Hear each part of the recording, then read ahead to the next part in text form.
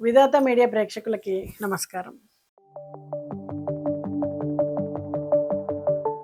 ఉగాది. అసలు ఉగాది మనం ఎందుకు జరుపుకుంటాం? ఉగాది పచ్చడి ప్రాముఖ్యత ఏంటి?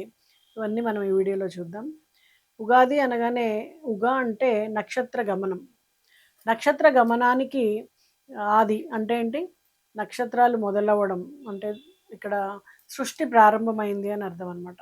యుగము అంటే మనకి ద్వయం, జంట అని అర్థం. అంటే ఉత్తరాయణము, దక్షిణాయనము ద్వయం 2 కలిపితే మనకి ఒక సంవత్సరం అవుతుంది. ఒక యుగం అవుతుంది. అదే దానికి మొదలే మనకి ఉగాది అనమాట. ఉగాది శబ్దానికి ప్రతిరూపంగా మనము యుగాదిని ఉగాదిగా వాడుతూ ఉన్నాము. అయితే ఉగాది అంటే అందరికీ గుర్తొచ్చేది తెలుగు వాళ్ళ పండగ.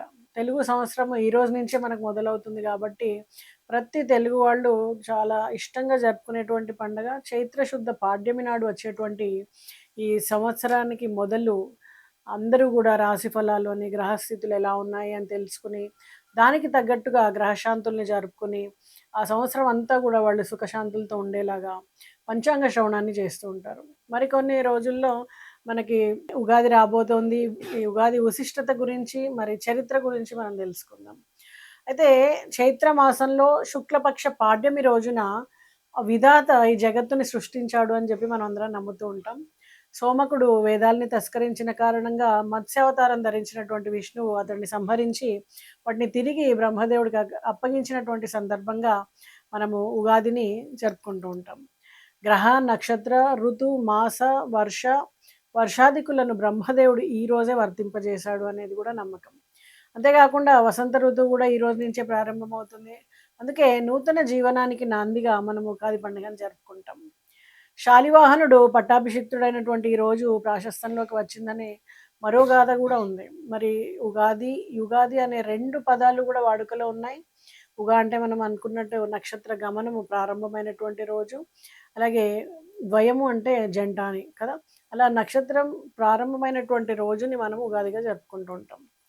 అలాగే తెలుగువారే కాకుండా మరాఠీలు గానీ, గుడిపడవాగా, తమిళులు పుత్తాండుగా, అలాగే మలాలీలు విషుగా జరుపుకుంటూ ఉంటారు. సిక్కులు వైశాఖిగా, బెంగాలీలు పోయిలా బైశాఖ్‌గా జరుపుకుంటూ ఉంటారు. అంటే ఈ పండగ సంవత్సర ఆదిని అన్ని రకాలుగా ఏదో రకంగా అన్ని ప్రాంతాల్లో గూడా జరుపుకుంటూ ఉన్నారనమాట. అయితే ఉగాది రోజు ముఖ్యమైన వంటకం అందరికీ తెలుసు ఉగాది పచ్చడి. ఇది షడ్‌రుచుల సమ్మేళనం. అంటే జీవితంలో ఈ షడ్‌రుచులు అనగానే ఉప్పు, కారం, పులుపు, వగరు, కారం ఇవన్నీ ఎలా ఉంటాయో మన జీవితంలో గూడా అన్ని రకాల అనుభవాలు ఉండాలి అని జెప్పేసి. బెల్లము తీపికి ప్రతీక. ఇది ఆనందానికి ప్రతీక అనమాట. ఉప్పు జీవితంలో ఉండేటువంటి ఉత్సాహం, రుచికి సంకేతం. అదే వేప పువ్వు చేదు, బాధను కలిగించేటువంటి అనుభవాలు. చింతపండు పులుపు నేర్పుగా వ్యవహరించాల్సినటువంటి పరిస్థితులు. మామిడి పచ్చి ముక్కలు వగరు, కొత్త సవాళ్ళు. అలాగే కారము సహనం కోల్పోయే సందర్భాలొచ్చినప్పుడు ఆ పరిస్థితులు ఇవన్నీ గూడా మనకి జీవితంలో ఎదురవుతూనే ఉంటాయి. ఈ రకంగా జీవితం అన్ని రకాల అనుభవాల కలయిక అన్నట్టే షడ్‌రుచుల సమ్మేళనం మన జీవితం గాబట్టి, మనం ఆ రోజు దానికి ప్రతీకగా ఉగాది పచ్చడిని మనము తయారు చేసుకొని, అందరూ గూడా పంచాంగ శ్రవణాన్ని చేసి, రాబోయే కాలంలో ఎలా ఉంది, ఏంటి విపత్కర పరిస్థితులుంటే ఎలా జాగ్రత్తగా ఉండాలి, మంచిగుంటే ఎలాంటి స్ట్రాటజీస్‌తో మనము నిర్ణయాలు తీసుకోవాలి, ఇవన్నీ గూడా చేసుకొని, ఆ సంవత్సరం అంతా గూడా మనం ఆనందంగా గడపడానికి వేసేటువంటి తొలి మెట్టు అన్నమాట.